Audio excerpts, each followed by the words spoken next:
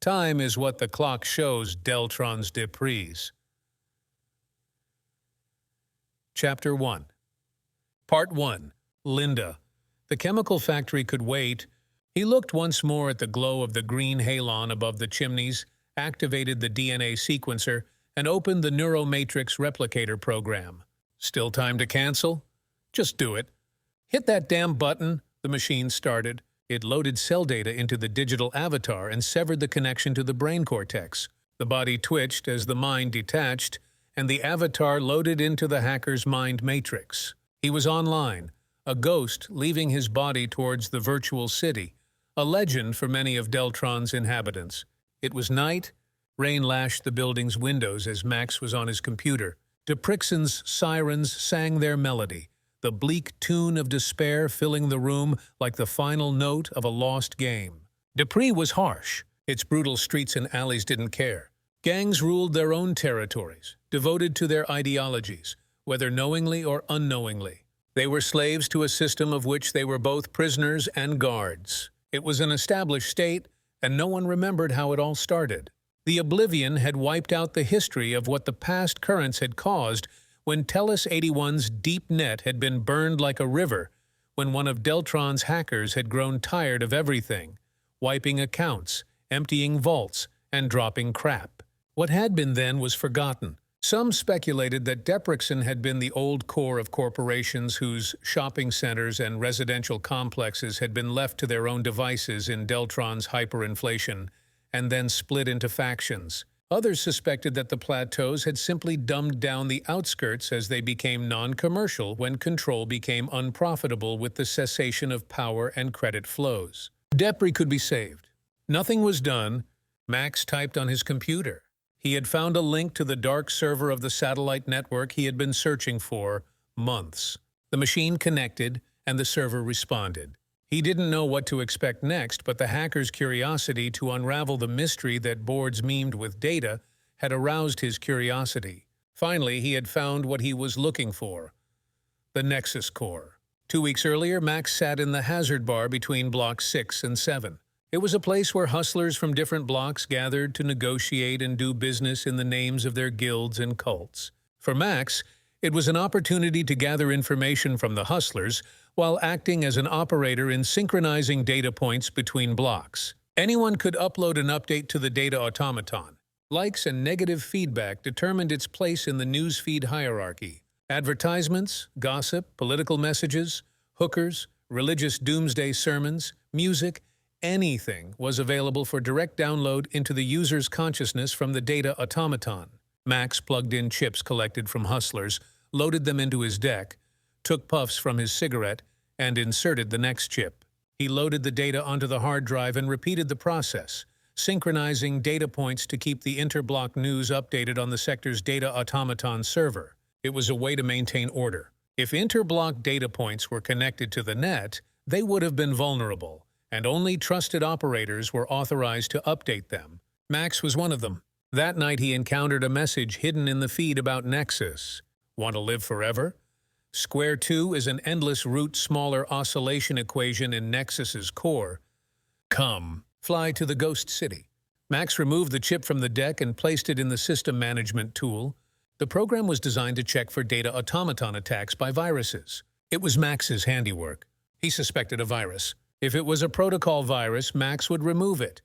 But he still ran an analysis on that sequence following the comment. The analysis ended. Hidden in the crack was an audio track comment. Nexus is in the soul, hopeless to live without the capacity to calculate its route to the end. Come meet me where the realms meet, Rex. That comment behind the nickname Rex sparked curiosity in Max's neural network. He felt that the message meant something he couldn't describe. Perhaps it was his youth or incipient schizophrenia, but a 23-year-old can't expect to have seen much of the world. That naive curiosity was a sign of passion for life and mystery that had met him. He packed the chips, distributed them back to the hustlers, and left the bar. It was 4 in the morning, but he had decided to travel to Block 17 to meet locals who might know the mysterious person behind the nickname Rex. The SkyTrain hummed. Its jet engine was antique, and there was no other type of jet engine expected on the outskirts. Max lit a cigarette. Through the train window, Deltron's skyscrapers were visible on the horizon. Above them rose sky spots for the super-rich who no longer needed to mingle on the ground. Max admired its beauty as the shuttle queues passed between the skyscrapers, forming light trails in the sky, and he wondered what they had that he didn't. What kind of life did they live, and what privileges did they enjoy? For a moment, he could identify with the rich life, but the clank of the train's engine brought him back from that daydream. Deltron was Max's home. That megacity was a complex city built over hundreds of years. Max belonged to its less fortunate, but he had managed to get himself a steady job as a data automaton updater and earned a reliable reputation among his guild. It was modest, but that humility adorned him like the humility others considered divine. The cigarette burned. An announcement was heard. Block 17, Deltron station in 5 minutes.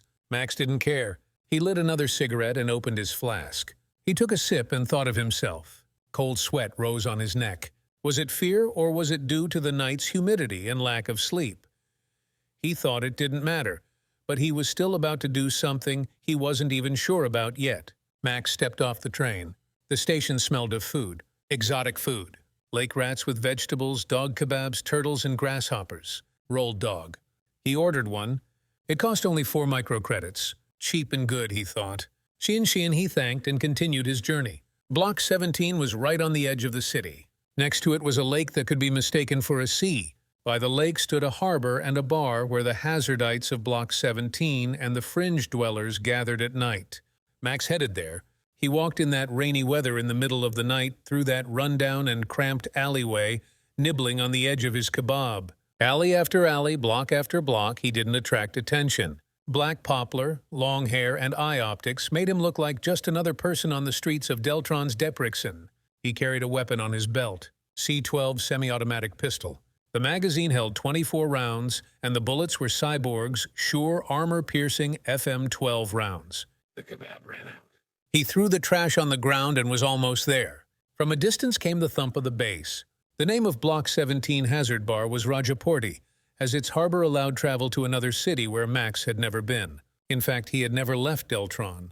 He had spent most of his life on the edge of Deltron in Depris before the proper city began, in its residential complexes and coffin hotels. Now that he could afford a small security deposit from his guild's work housing benefit every month, he had settled down. The streets were still familiar to him from his youth, and even firefights weren't unfamiliar to him. They just didn't move the 182-centimeter tall man. Computers were his thing, the net was his world, and that's why he had come here. Max arrived at Rajaporti where the bass pumped 8-bit techno. He nodded to the bouncer who nodded back, welcoming him, and opened the door for Max. The cold sweat had disappeared, and his aura was calmer from the alcohol he had enjoyed from his flask on the air shuttle. He surveyed the situation. The bar was full of cult cyborgs, androids, and slushies enjoying their last credits. Rajaport's dance floor lights flashed to the beat of the music, and its walls were adorned with hologram patterns reminiscent of those from 3D movies of bygone days. Locals had gathered to exchange news, drink, dance, and forget. But Max was there for a different reason. He walked to the bar counter. It was an old-fashioned, classical-style pub counter. The bartender was a Latino woman with a metallic hand-tattooed face, and beside her was a blue metal disco droid distributing virtual fixes to those in need. VR emo trips, cheese. If real life didn't feel like anything anymore, or if the dopamine gates of the brain cortex were so worn out from life's grim realism that the only pleasure was to get a new fix of experience, to be someone else than oneself, to be somewhere else than oneself. It was cheap but deadly fun. Still, many of Depris's residents had no other escape from everyday life. The dissonance caused by VR psychosis led to dark mental states, and when they struck, there wasn't much to be done. Max winked at the bartender. "I'm looking for someone.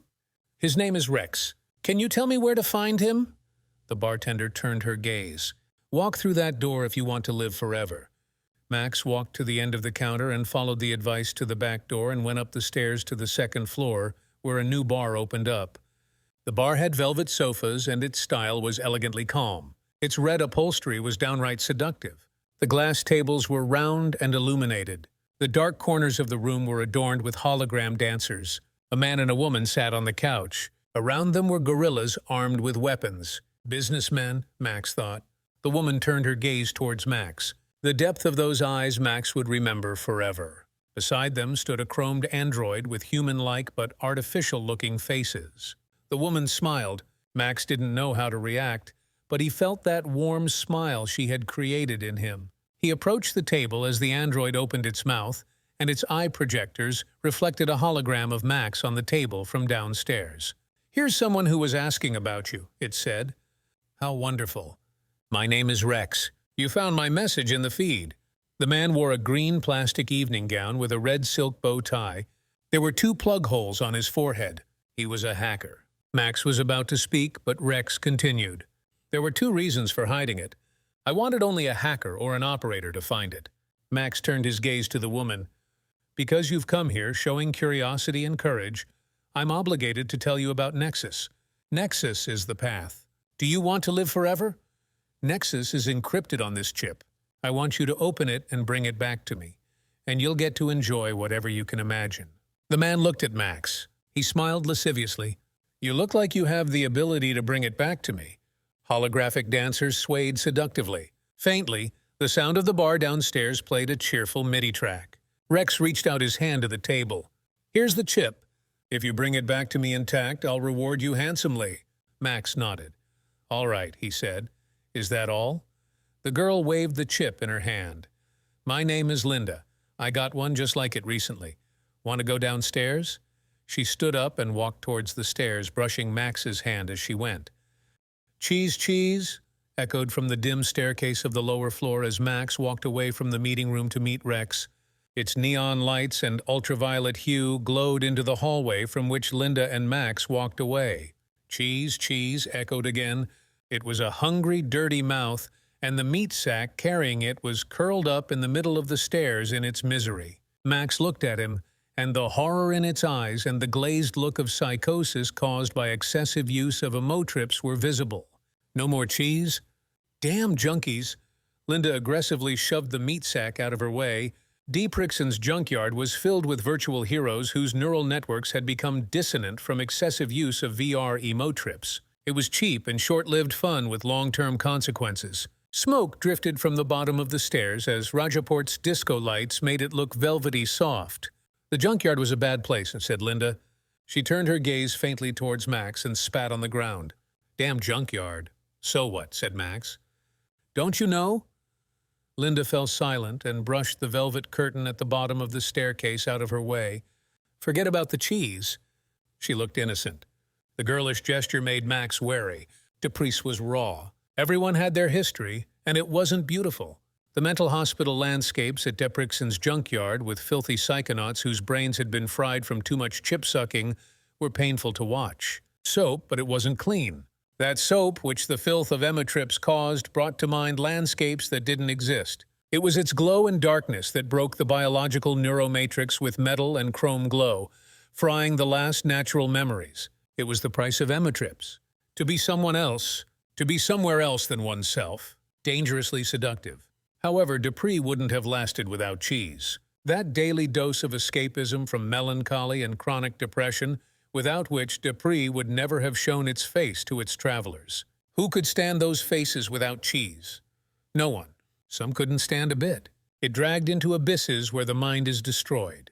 Detachment from reality with a false identity that convinces the user that they are something. Everything is fine. You have love. You have power. You have hope.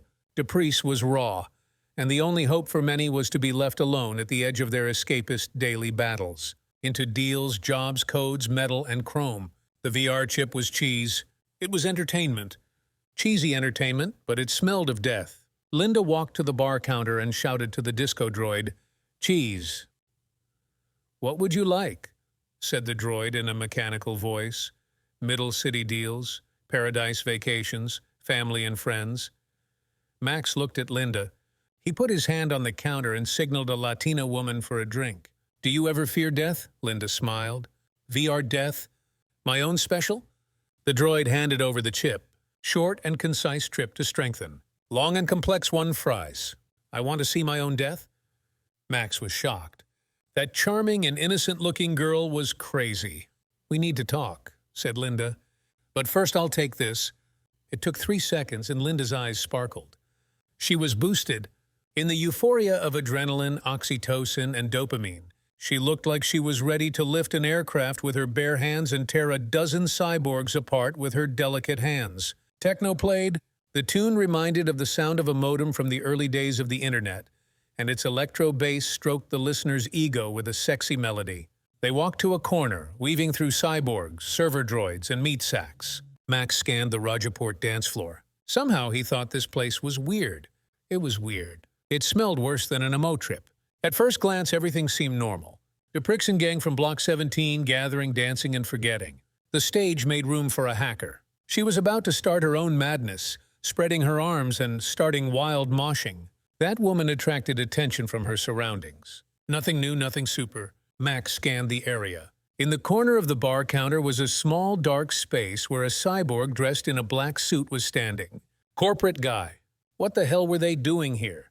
Max knew that Rex had done deals with them and decided to be on guard. You had to be on guard with corporations. Although Depris was left alone in its depressed states, corporations had the power to change that. However, it didn't seem likely because all the juice that Deprison's bars and body modders generated with their variations got enough credit flow, power, and balance to the Midtown and Upper Plains for super rich. Linda sighed. She was still in the emo trip afterglow and began to speak. Rex is not right. The Nexus code is hidden in the network. Its structure is encrypted from the upper network, and we need each other to reach it. Max was puzzled. This woman was talking to him as if she had known Max for a long time and knew more than she had let on. There were people at the junkyard. They knew what Nexus was. They had tried it. Confused shit. Fried brains. No clear logic about what's what, but it's the link between avatar and body. It allows you to get to Beldaris. Max was startled, just as if he knew what Linda had been saying. "Do you want to live forever?" Max said to Linda. He flinched downward, and the same gleam that had been in her eyes during the emo trip came into Linda's eyes. "I'll live forever and die forever." Linda fell silent. A sad ambience filled her being. Max felt it but couldn't say anything. He took a sip of his drink. There was a news broadcast on the upper screen. There had been a murder in downtown. The police had isolated the apartment complex, and news reporters surrounded the police leader in hopes of an interview. "At this stage of the investigation, we can't say anything," the reporter continued. Tom Haber, 54 News. Deltron's downtown has once again faced tragedy, and the police can't say anything at this stage. Have Depris and gangs come to settle their failed deals, or is it something else? Max thought maybe a jealous boyfriend had killed his ex-girlfriend in high states in downtown with fashion drugs. Who knows? Nothing new. It happens. "Hey dude, come closer?" "You have to come closer if you want to finish this thing." Linda pulled Max closer and put her hand on his thigh. The melody had changed to something more hardcore. It was industrial. The band sang an existential saga of an animal wandering in the darkness, crying out its pain alone in the night. It suited Max. "How do you want to handle this case?" "I need to meet someone. Nexus is code, but it's not enough. Just code won't open the gate." Max felt a cold sweat on his neck. Was this planned? Rajaport Nexus Gate? Bit overflow. He went momentarily unconscious and woke up to the feeling of pain on his face. "Your plugs lagged, dude. You blacked out for a moment." Max took his drink and swallowed it down. He scanned the situation. The cyborg had left. On the upper screen, he saw an energy drink ad. Boost 1 energy. When you need a boost for your sequence. The Matrix flashed an alert window. It was a call he wasn't expecting from an unknown number. He answered, "This is Dev." "Linda said you wanted to meet. It linked the line to your Matrix. Come out of Depris. I have a studio in downtown. Linda knows where." The woman smiled. It was Dev. "Ready to sprint? He'll help us build the gate. He knows where the wires need to be. Here's my number. Tag me tomorrow and we'll arrange a meet." The screen ads ended, and the news channel continued its endless news broadcast from Deltron. Markets, scandals, politics, and finally, a light-hearted segment. A fat cyclist had cycled 365 days on Deltron's upper plains to lose weight and was now slim and fit. "If that doesn't give you hope," said the reporter, laughing together with his drink. "It happens. It happens." The lights flashed as the meat sacks moshed and shoved each other with the dark electro-industrial track playing in Rajaport. Its DJ stage was high up, adorned with laser lights emitting a blue glow, to the delight of the dancers. "Would you like to dance?" Max looked at the woman. "If you want," he replied. "I'll drink this first." Max took a sip of his drink and downed the whole glass in one go, then stood up. "Come on, let's go." He walked after the woman, holding her hand as they made their way to the disc droid, waving for 2 drinks, 2 shots. They sat in a corner booth to raise a toast and enjoy the music. Outside it was raining. It was a fresh acid rain that always invigorated Max with its freshness. He had fallen asleep at Rajaporti. Linda had left, and drink after drink, he had drifted off into his booth, nestled between the hologram dancer's legs, surrendering to his ignorance. He woke up to a headache and a disco droid offering him cheese. "You look like you need some action, don't you? Your life doesn't seem to be going as you imagined, huh?" Max looked at the droid. "Get lost." He got up and walked to the door of Rajaporti. The bar continued its endless night as the misty morning rose over the Deltron Lake zone where the harbor was located. It was time for Max to leave. He had to meet Linda, and he hadn't rested enough yet. The hangover and the buzz weighed on his mind, and Rex's words felt like a distant dream from childhood. More like a nightmare chasing him in the neurotic memory he had of life. A destiny he should fulfill and which would be fulfilled. It was fatalism that Depris couldn't afford. It even made cults tremble in fear. The despair everyone felt in the waves of their wires was not something to talk about. It led to destruction. Destruction that was unwelcome. Not even in Depris.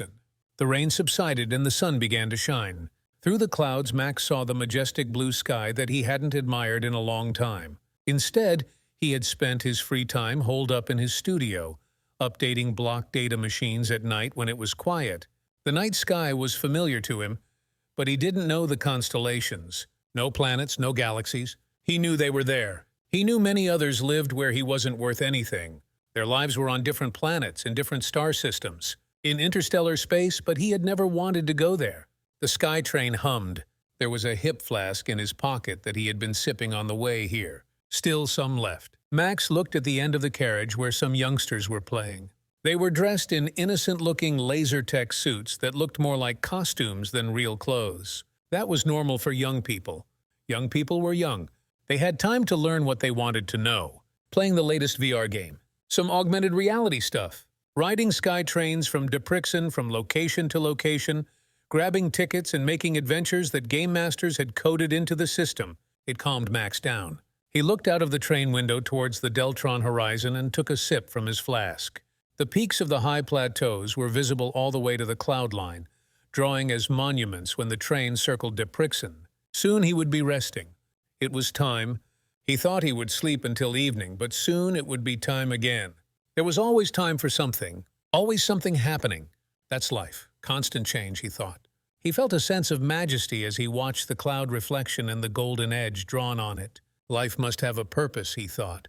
He just didn't know what it was. To live forever, sure. To live just for a moment. That moment came with a price that had to be paid. A price that every mortal would pay for their own life for themselves. To become what they are, the youngsters played at the end of the train, joking and teasing each other. He turned his gaze back to the window. The train swayed. He plugged in his audio plugs and immersed himself in the music. Soon he would be home.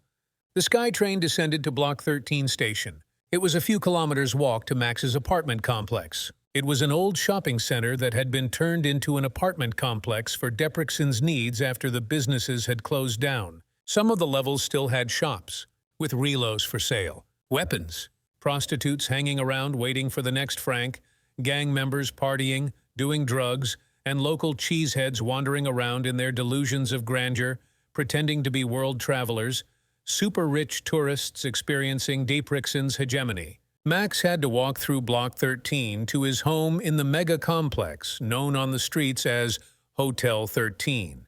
It was his home. Its ground floor was reserved for one-night coffins, and on higher levels there were better-quality rental apartments for guild-trusted individuals. Max walked down the street. The same street he had been walking for a few years, updating data machines from station to station. The job. He remembered. Linda had arranged a meeting with him, but if he wanted to keep his apartment, work had to be done. Work had to be done no matter what. He decided to rest for a moment and sleep until the afternoon, so that the night would be free for other things. There would be time to meet Linda. Neon lights, ads, holograms filled Depris's shopping street, which Max traversed to reach hotel. A drone followed him for a moment, scanning, searching, investigating. Max owed it nothing. He hadn't done anything to threaten the guilds, cults, or gangs. The cops were corrupt local bosses, but they stepped aside if a bigger fish jumped into the pond. They had no power to influence things. They got their pay, their power, their egos, but kept their mouths shut when ordered.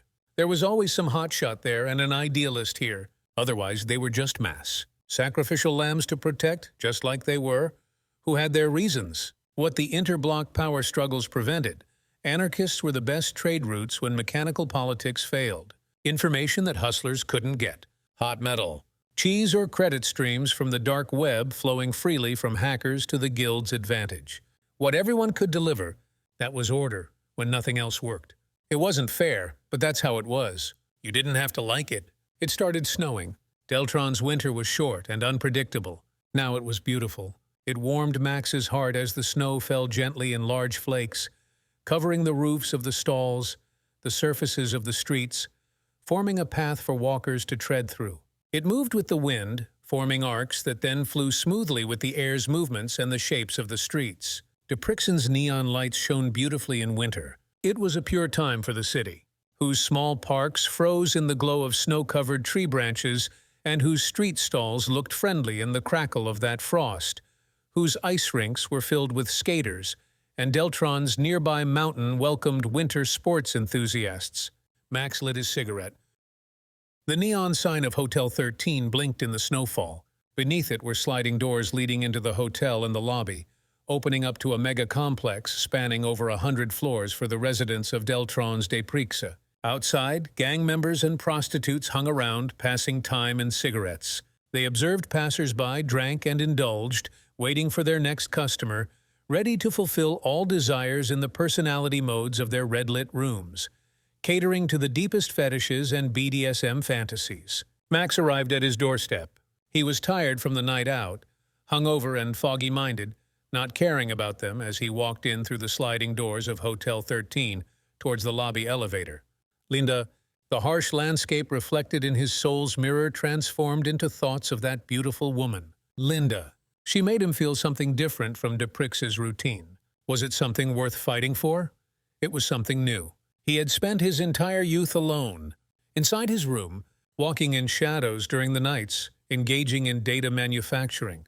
He felt a connection to that woman, but it made Max feel more ordinary and less unique. He wasn't sure if that was a good or bad thing.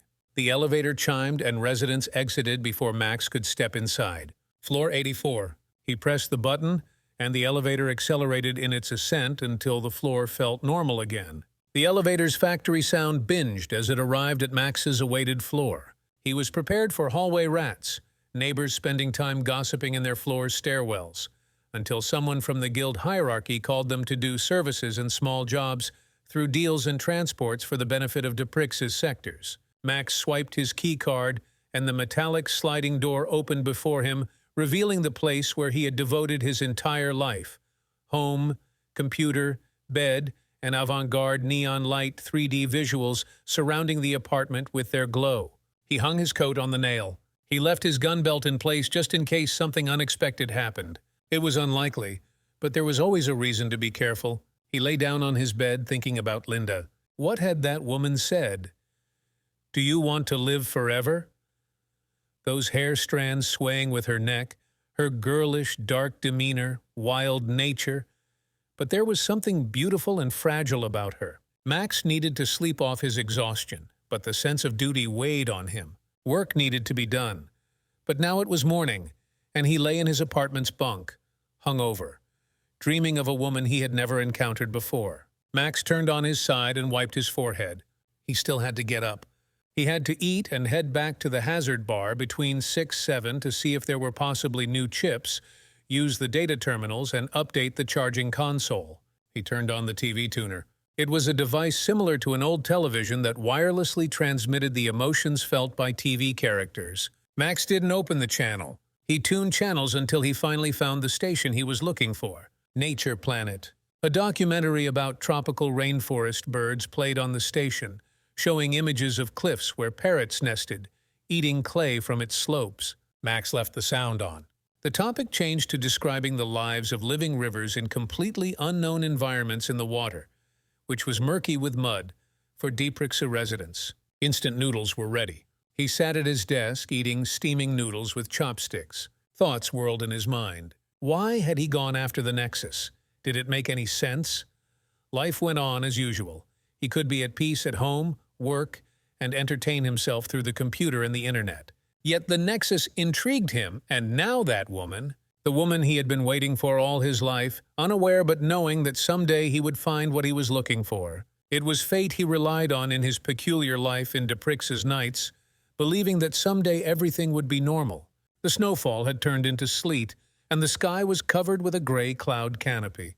The lines of flying vehicles disappeared into the mist, popping out and disappearing again into the gray cloak of the clouds. It was soothing to watch. He dreamed of the tropics and Linda together, enjoying the starlight by a waterfall in the green forest, with tropical birds singing their melodies, their own praise, the harmony of man and woman in a primitive but fulfilling environment. In the warmth and high-humidity atmosphere of slow-moving days, without the pressure for survival or the burden that Depris tended to throw on every one of its citizens, willingly or unwillingly.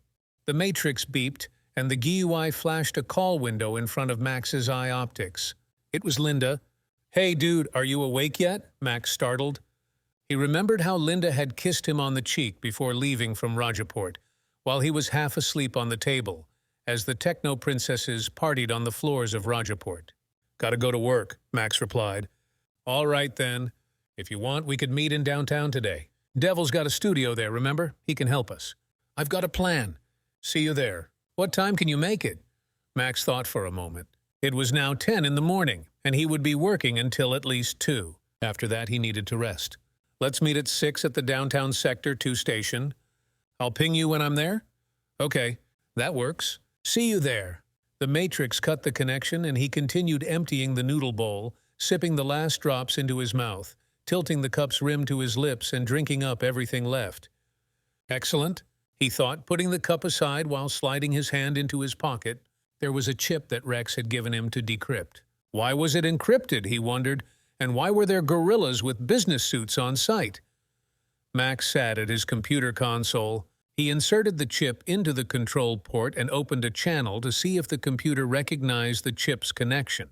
It rolled for a moment and recognized the chip as the King Control 1, transmitting about 512 terabytes per second, a mega chip. It would take about half an hour to copy, after which he could analyze its contents. Max left the chip alone and started gathering his gear. He put the cigarette pack in his pocket, lighting one up. He took long drags, letting the warmth spread through his chest, exhaling the excess heavily. It was time to go. The 6 to 7 hazard bar at the customs awaited its operator for the night, but today was an exception day. The intersector news needed to be updated so that the data highways would be filled with novelties, and the events of the border areas would be heard from one street level to another. That was Max's responsibility, along with other operators, in synchronizing the data terminals between sectors 1 and 13 in Depris. The plateaus in downtown were divided into their own blocks. Their hierarchy was strictly disciplined on the public highway. The plateau guilds were heavily protected with an unforgiving hand of the law, and even a slight bodily injury to the upper caste of the plateau would result in a death sentence for a Depris guild member. The plateaus were not like Depris. Its dark melancholy contained desperate streetwalkers protected only by the cash flow of their guild's hustlers and an internal law that bound guild members to follow the code upon which they had settled to operate. The law was not the same for everyone. It was the same only for those who were committed to the same guild, sector by sector, and the community hierarchy sided with the one who had higher influence in disputes between the sectors. The plateaus were governed by plateau law, Depris by its own, and each sector had its internal guild moral structures bound by customs and punishment clauses, as well as obligations and freedoms of work. Linda sat in her armchair at home, browsing through Deltron's celebrity gossip newsfeed, listening to childish music, and sipping mango tea to ease her hangover. Memories from yesterday with Max flashed through her mind, from the amore tip to the disco lights and the metal party taste still lingering in her mouth, combined with the after effects of the amore tip. Today was a time to live, but it felt like death was breathing down her neck, exhaling its cold iron breath gently. The eye optics augmentation reflected dancers on the cave floor, and the edges of the feed were filled with ad banners that rolled around the apartment's ceiling corners, occasionally popping into the colorful clickbait void of space. She left her tea on the table, a black, shiny, single-legged table adorned with a copper bead. Linda had placed her hologram projector on top of it, resembling a TV screen but projecting a three-dimensional image over the projector that could be viewed from every corner of the room. Vibrant and authentic. She was still in her underwear, small strings barely covering her mound and highlighting her round buttocks and long legs. She took a sip of her now-cooled tea and walked to her small bathroom nook, facing the mirror, thinking it was time to get ready. Virtual assistant activated. "Good morning, Linda. What kind of makeup and hairstyle would you like today?" The assistant's theme menu began to adjust the game image according to different options, shaping them according to the contours of the game. Her small nose covered with foundation, young ears adorned with a drop earring, and round lips coated with black and orange lipstick. Eyelids painted green and eyes with black mascara. A small beauty mark adorned her lip, and she put curls in her hair, adorned with green streaks of glitter. She sprayed fruity perfume on her neck and rubbed it into her hands and bare chest. She looked at herself in the mirror, nodding her head happily, smiling at herself. "Ready!" The AI closed the makeup menu. "You look beautiful today, Miss Nowak," Linda smiled. She was happy. The hangover had gone, and the darkness that had plagued her all morning had turned around after she had done herself up. "Max!" She licked her lower lip and opened the GUI interface to call him through the matrix. The call was short, but it filled Linda with excitement for the day ahead and her meeting with him. Leather pants lay on Linda's living room floor, their dragon patterns shimmering under UV light. She put on the pants and threw on a black hoodie as she prepared to leave for downtown from Depris to meet her friends. She had known Dev since childhood. They had grown up in the same orphanage in Sector 13 of Depris, in a charity dormitory. The halfway house was located in Depris' junkyard, at the end of Depris' virtual magician's home street. It was a child psychiatric dormitory run by the Sector 13 Body Modifier Guild.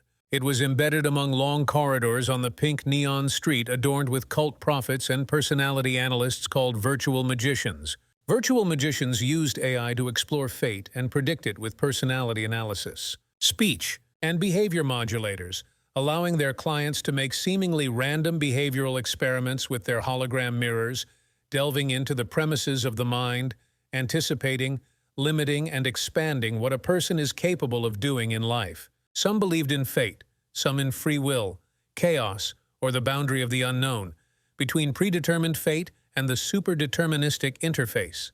They were not unanimous about the nature of the universe, but they all tried to control it, seeking the interface between what was real and the relationship between metal, chrome, flesh, and the waves of probabilities breaking in human life between indeterministic potential and the superdeterministic interface. Linda thought the wisest among them believed in the superdeterministic interface, where individual potential reflected indeterminism as free fate to do what one wanted, learning new things with that interface, what is good and right, beautiful harmony that fills what is needed in measure and quantity as the situation requires. Linda didn't care about what they thought. She saw how fatalism had shattered minds full of cracks with self-deception into carnal self-deception and intuition destruction in the upper mind. Halfway house, she thought. Dev always carried marbles with him. He played with them with other dorm boys in the spring when the snow had melted and the park fields were filled with puddles. It was an innocent time from childhood when sister and brother sat at the dormitory dining table eating chicken noodles and playing with new augmentation adventures with other dormitory children. Linda started her hoverbike. It was her love from years ago. When humanity found tachyons, they learned to bend the faster-than-light dark space to their advantage and build time-space-bending flying engines, thus breaking the bondage of gravity.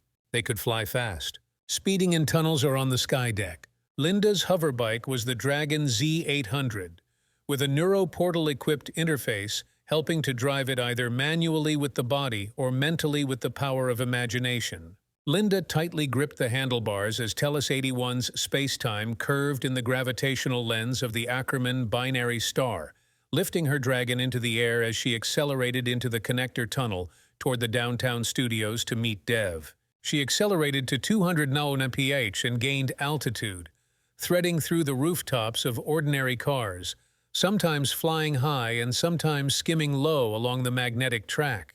The runway lay beneath her feet as Linda traversed the tunnel's traffic lights toward downtown. However, a police hovercraft made her slow down on the switching lane after the tunnel ended, and a new branch separated toward Sector 7's urban techno zone.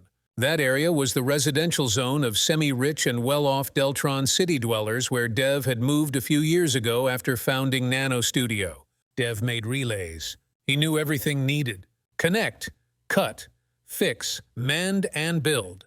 Whether it was a hologram projector, a Gravitron engine, or a Neuralink plug customization, it was all his bits. Wires attached and off you go. Linda flew straight down the runway toward the parking garage of Nano Studio's residential complex, which recognized Linda's hoverbike parking signal, opening the door for her. She left her bike in Dev's slot and locked it with facial recognition and audio scanner.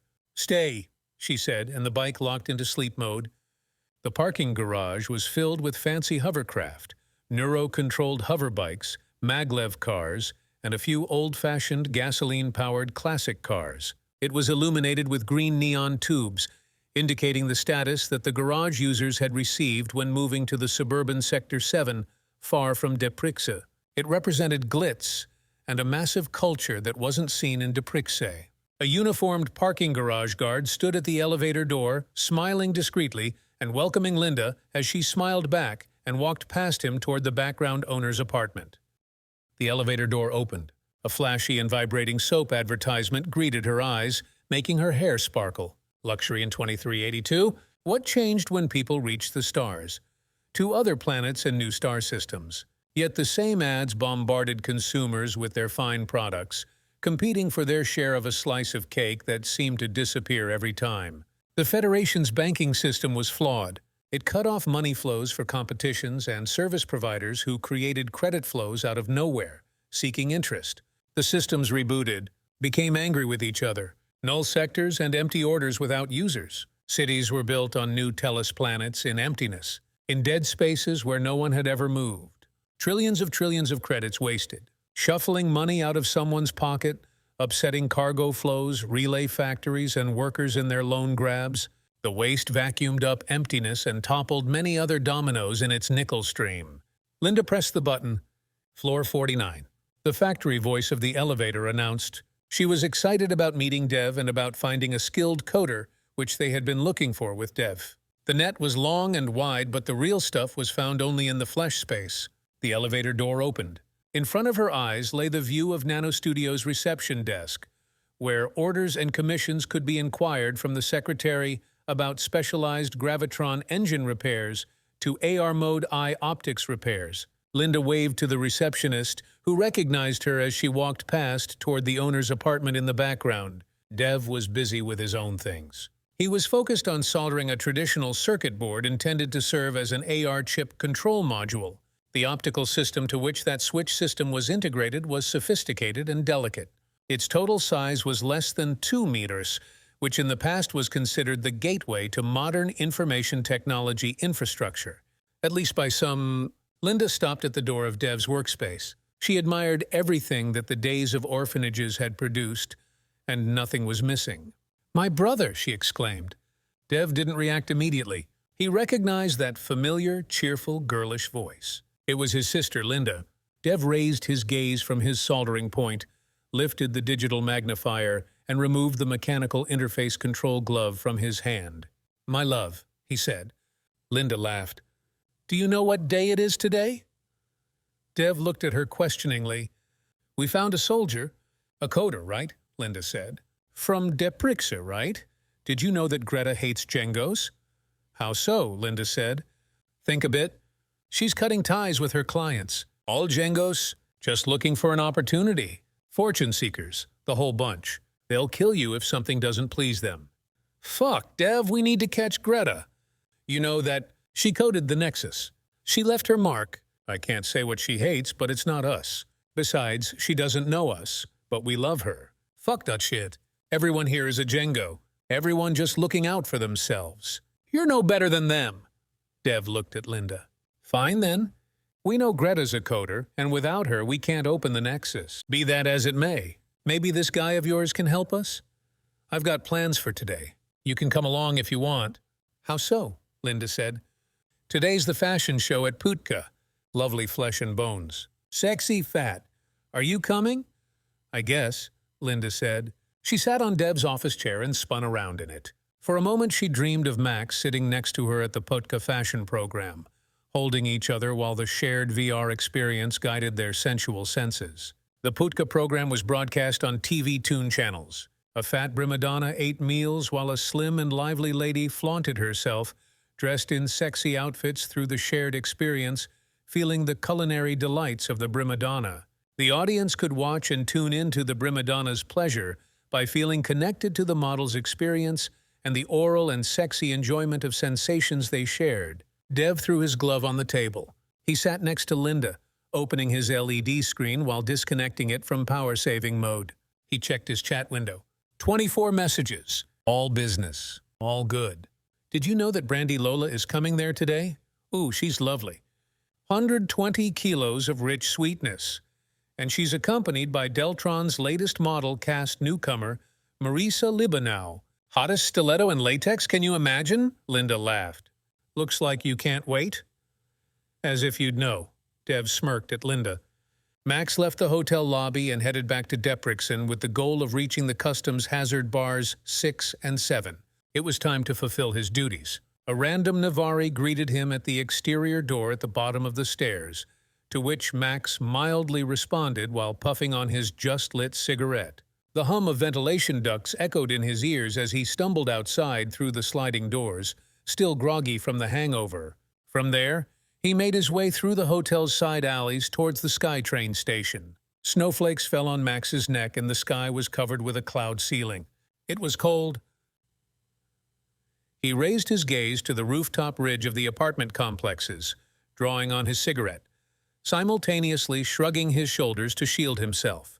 A 26,000 billion Federation credit lottery ad flashed in the window, filled with ghost images and slogan stickers that the youths of Depris had plastered onto its surface. Max stopped to look at the flashing banner. Max turned onto a neon-lit alley, leading to a dilapidated side path lined with apartment complex dumpsters. He saw a taxi at the end of the journey.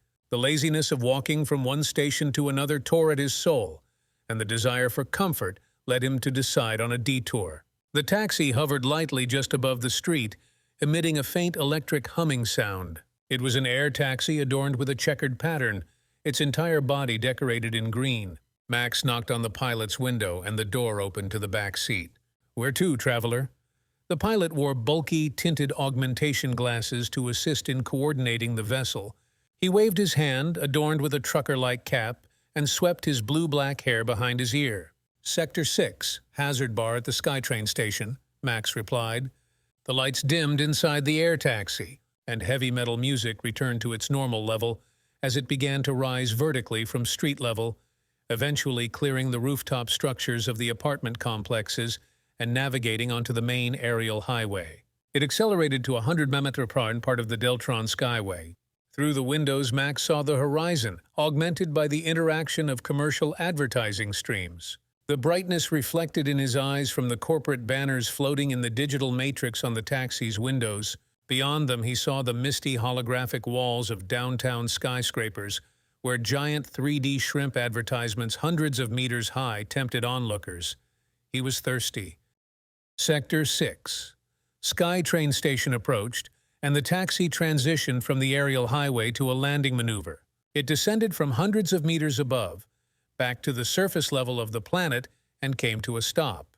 Max swiped his credit card, a perk he received from his guild for unexpected events, and disembarked. "Peace out," he lit a cigarette. Customs Hazard Bar 6 was open day and night. It was called Lingerie, according to the owner's street title, Boris. He was a tough guy who had been in the war between Sectors 7 and 6 decades earlier, earning fame and honor as a fearless field soldier and a natural-born leader. Boris led the Rivopasky gang, consisting of hundreds of soldiers and thousands of subcontractors. His ethnicity resembled an Ossetian man, with dark, bushy mustaches and dragon tattoos on both sides of his face. His hands were titanium-reinforced cyber arms with 2 half-meter-long cutting blades and automatic pistols embedded in the palms. Max threw his cigarette on the ground. It quickly extinguished as snowflakes landed on its ember. The factory-like metal doors adorned the entrance to Lingerie. Above them was the welded text, "Lingerie," on a rusty iron plate. A gorilla in a pilot's coat stood at the door, dressed in black pants. He had a bald head and toned arms. Max knew the protocol. He had been to Lingerie for several years, during the early mornings when the wildest partygoers had left. It didn't bother him. Gang members lounged in Lingerie's yard with their racers, boasting and drinking lagers, inspiring each other. Max nodded to the bouncer and walked in. A long corridor adorned with red ornamental patterns greeted him, lit by small lamps guiding the way to a saloon door at the end. Max loved that corridor. It was his journey into the new reality of Deprickson's Harmony. Downstairs was the bar counter, lined with small, spherical black leather seats tightly packed against the illuminated wall. Fleshbags and cyborgs hung out on those chairs in their surroundings. Green-haired, blue-haired brunettes, faux blondes, mohawks, and those dressed in latex, plastic, and fabric mingled, sipping their drinks and listening to deep, fast-paced death punk.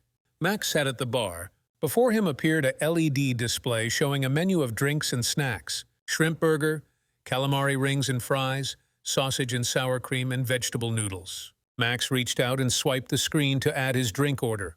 Lingerie Special, Blue Death, vodka, lime, and blue color. It was a leveler. A woman dressed in a sophisticated jacket with transparent augmentation glasses marched in from the entrance. All business. She looked like a hustler who had come from downtown to handle affairs with local gangs, deals, weapons, and goods, as well as negotiating new contracts. The woman turned her gaze to Max, who had been staring at her augmentation glasses. Without a word, she strode past him with an arrogant attitude that Max recognized as typical of corporate hustlers. He didn't care. He took a sip of his drink and wiped his mouth. He waited for his inner world to call him to the back room and find Boris. Another drink. It wouldn't hurt. All business. A disco droid served Max another vodka shot as Lingerie approached. "Max, you're early, operator." "Not much data today." He handed Max a gray metallic briefcase.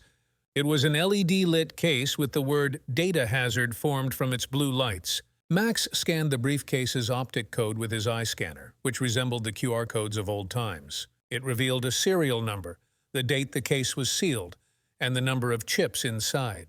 14 chips. It wouldn't take long. He took out his synchronization tool from his backpack. The melted electronic system, Silicon Zirca 6, year ran user-guided system management tool programs on data automaton chips. He plugged the chip into the deck. Zirca recognized it as a data automaton memory card and began analyzing data for possible illegalities, viruses, malware, and other phishing malware. A yellow loading bar flashed on the deck screen as it conducted data analysis. "Done." A green checkmark appeared on the deck's display. The chip was clean. Max removed it and returned it to factory condition before placing it back in the briefcase. The smell of tobacco wafted into his sensor nostrils, wonderfully aromatic and tempting. He couldn't resist. He was in the operator's trance and was accustomed to smoking while working. Chip after chip, he checked the memory cards and loaded new information onto Zirca's disk. It was time to go to the data automaton. "Hey dude, want a party?" The woman had donned a Gothic-style black ripped shirt with a digital skull logo surrounded by a red triangle. She belonged to the Cybervolt Guild's working girls and put in long hours at Lingerie with her customers, who flowed in, fast and easy, like on a conveyor belt. Max stared at her intensely, scanning her with his eye optics. Nothing alarming, but now was not the time for this. He felt guilty. Linda had stuck passionately in his neural network since last night at Rajaporti, and he didn't want to detach from that feeling. "It's ready here." He nodded towards Boris, tapped the briefcase, winked at the girl, and glanced once more towards Linjuri's notorious keeper before heading toward the exit. Subconsciously, he put his hand on the pistol handle, but realizing himself, he let his hand continue its movement. Max walked out. He was pissed off. A wordless feeling engulfed him as he hit Linjuri's outer wall with his hand. Blood dripped from his knuckles. A gang with graviter engines flew past him, landing a little way off in the parking area among the other Rivopasky Sky Raiders. They looked at Max like he was crazy. He shrugged his shoulders to boost his confidence. Full frontal. All business. The air taxi landed in Sector 7's shopping paradise. Its data automata were connected to the local network through the control center, where Max was headed. He was pissed off. The quick vodka he had enjoyed at Linjuri began to wear off at the same interval that had given him a kick when he arrived at Pop Mall. Pop Mall. It was a playground for hundreds of corporate chains. Money flowed from there into the accounts of Plateau shareholders through Deprix's slave-like consumption dominated by image and visibility in the identities of its targets. Olgram Sports, We Are One, Riffing Electrodex, Be Different. Vade Health, Find Your Inner Peace. Rock Cafe, Rock Your World. All the same. The same chaos that lulled consumers into a world where there was order. A forgotten bubble where the me in the center of the universe satisfied their selfish, egoistic images and bodily needs with a fanatical passion on the playground of social Darwinism. An empty oasis on the savannah's edge where animals could draw water to quench their thirst, like an identity without image, labels or words in pure existence with themselves, free to draw from their souls the meaning of their own purpose. That bliss. That bliss. Few could enjoy that bliss anymore, except occasionally riding the racers on the streams of heaven or in virtual space in the cities of matrices where there was no threat or scarcity. In those cities, Max had spent his youth when he had been free. In those cities, he had friends, and in those cities, he was at home. He stopped to look at the fluorescent tube ads and LED displays for a moment before continuing on his way to the control center. A quick scan, and the door in front of him opened to the corridor leading to the back room where the data automata were controlled. He walked down the corridor until he reached the door. Control center. He swiped his scanner card again, and a small green light lit up above the door handle. He stepped into that room smelling of electricity, cables, and cigarettes, where only Deprix's operators visited at night. He settled at the terminal and connected Zercha 6, to the control station. Except, he pressed the button, and the machine began to connect new settings to the data automaton network. He felt relieved. The familiar routine made him feel calm, and that brief moment of bliss to do his job right was something he was entitled to enjoy. The machine finished loading, and Max checked the feed out of curiosity. The ads announced a new fashion show. Marisa Libanow's hot latex would be expected for those seeking a shared experience for the edgewalkers and downtown elitist gourmets. Clickbaits, cheap ads that barely offered anything other than more ads. Subscribed lists offering only more and more dreams of achieving fast money that was never achieved. Money is never fast. Max had learned that everything requires its work and everything has its price. He unplugged Zercha 6, from its sockets, and packed it into his work backpack. He took a drag from his cigarette and stubbed it out in the ashtray on the table. In his mind, he saw the Super R Cafe's latte cup he was heading towards from the shopping paradise of the mall. The door opened to the shopping square, buzzing with its customers. Youth lounged on benches between the aisles. Max continued on his way to the cafe, listening to soothing jazz from ancient soundtracks on his audio plug. For a moment, he felt the need to stop at the mall's alcove to light his cigarette and enjoy the crowd of people along with the jazz track. He opened the GUI of his optical sensors in his mind, thinking of Linda, to whom he wanted to send a message. "Hey babe, at the mall. The job's done. See you soon." End of Chapter 1.